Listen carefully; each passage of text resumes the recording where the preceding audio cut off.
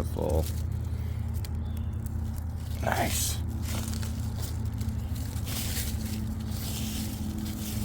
Oh, that's sweet. Nice. Little meaty things. Yummy.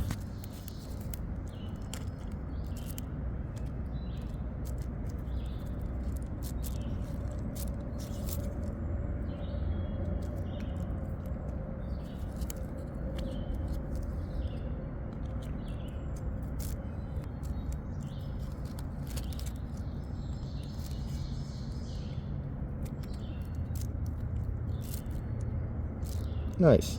So I'm back at those Chanterelles by the place that I would expect a lot of people to see them. And I see there's a couple that are missing. So those are really nice. But see, I won't pick those because this is a public place. And if I can leave a couple mushrooms that stand out, and maybe someone else finds their first mushrooms right here. Maybe these are their first edible mushrooms they were ever able to see. And if I took those, nobody would be able to experience it. And to me too, they don't matter. But I don't cover it up. I leave it out in the open. I'll clean it up, show it. So hopefully someone else will find those. Because that's a great experience, be able to find your first mushrooms ever. Yeah, nice. Right off the trail.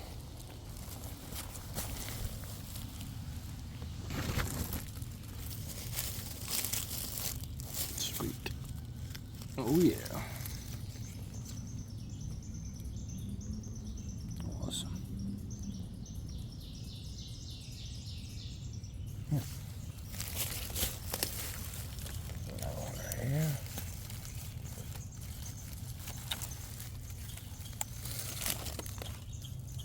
It's a little younger. Any more?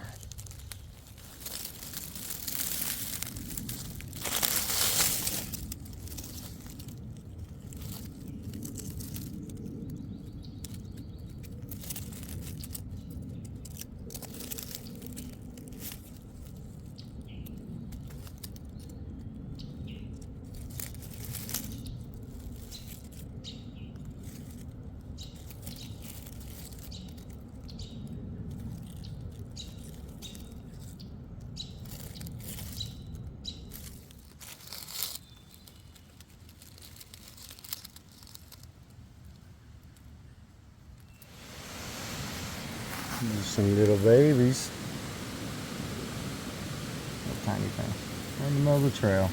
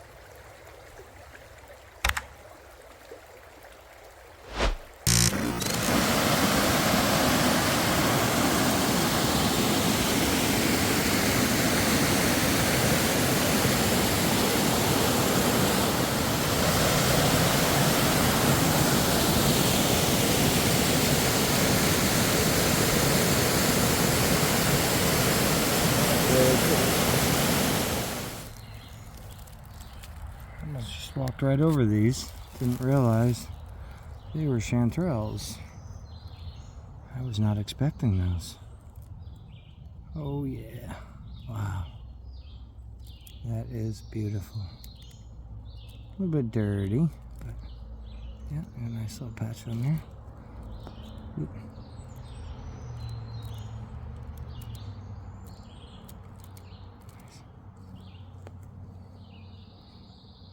A little dirty, but that's alright. I'll wash them off. Nice. right on the trail. Yeah, that is beautiful.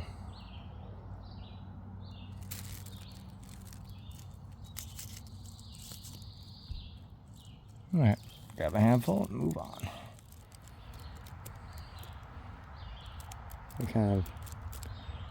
They're not as meaty as the other chanterelles, but still have the flavor. Yeah, those are the old chanterelles.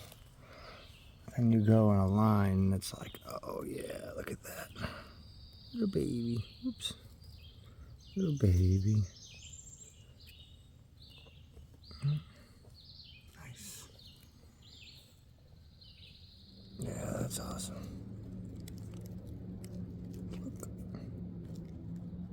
Look. Oh, I'll take this one because I folded it over.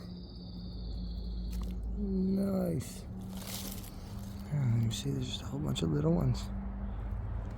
Beautimous. Oops, knocked that one over. Whoopsie. Oh, whoops. Oh, I gotta take that one. Oh, bummer.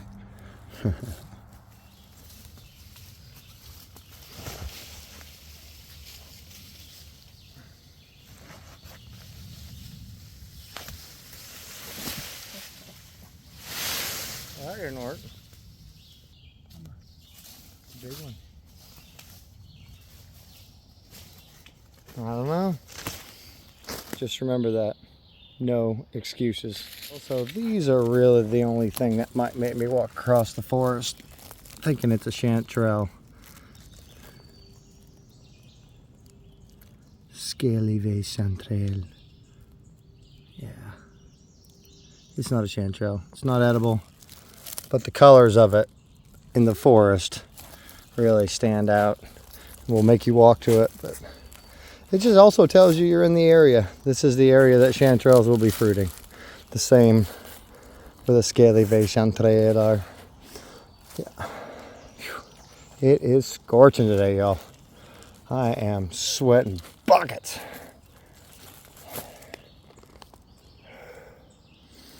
Yeah, it's pretty absurd today.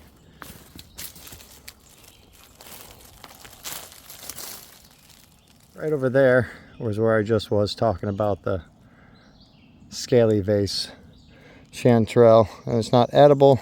They're associated with the edible ones. And that right there is a decent sized one. Ooh, there's a couple of them. I'm gonna get down below it. Oh yeah. Nice.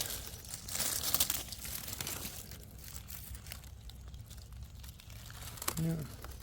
As you see, that's a real chanterelle. Good old golden chanterelle. Those are meaty, tasty. Oh, spectacular. Yeah.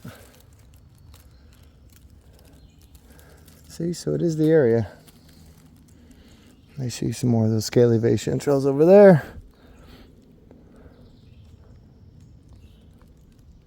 Well, again, when you look for one thing, it usually will take you to something else. And that's what helps me find these.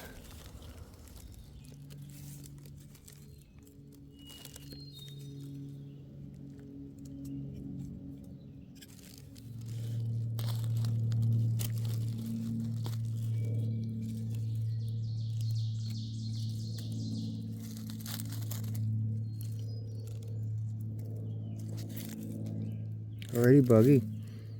See, chanterelles aren't usually all that buggy, but these are. Yep. Already. That's crazy. Alright, y'all, I'm gonna give you a little example of my messed up life when it comes to foraging. I have a tough time teaching certain things because for me it is so much feel.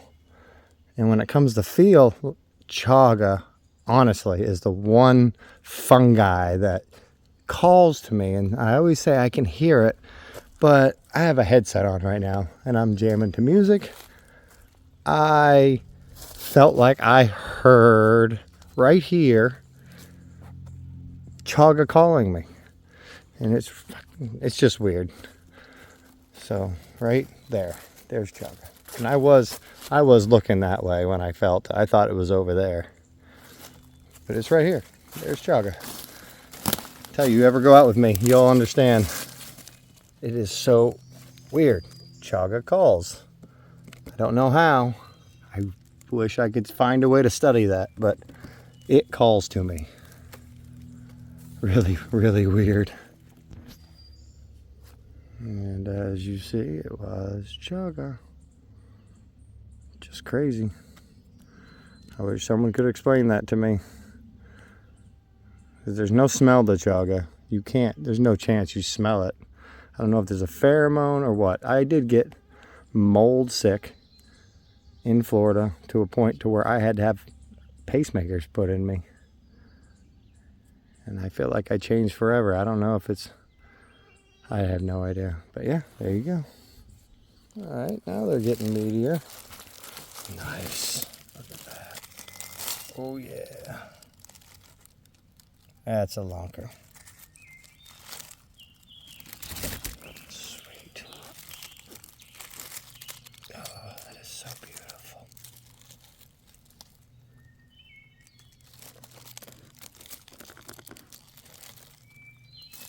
That's gorgeous, buddy.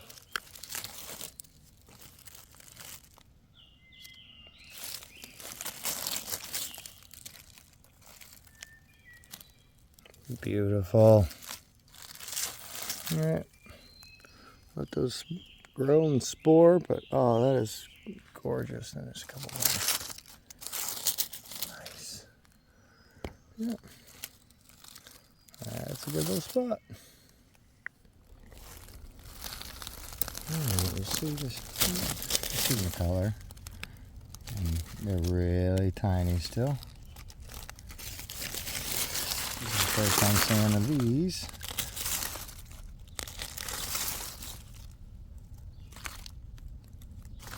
Nice. Yep. Well, hopefully this whole area will be filled up after this heat. It's just so oppressively hot. Nothing really wants to come out. I mean, I am just, check this out. I am sweating so bad. So hot. Soaked. This is probably the hottest day in a decade for me foraging in the woods. Maybe even by a good margin. But yeah, they're not popping out yet, even though it's been wet, wet, wet, wet, wet. And now it's just too hot. But I'm sure it's gathering its nutrients. When it has that opportunity, it's gonna go. All right, y'all. So one little piece of advice that I want to give everybody who's here now after a decade of foraging. I do believe with the stress of the woods, the stress of all the things that will eat your fungi, I think that anything that does pop up will go really quick. Everything's been so strained by all the rain here in the Northeast, and now it's 95, 100 degree feel.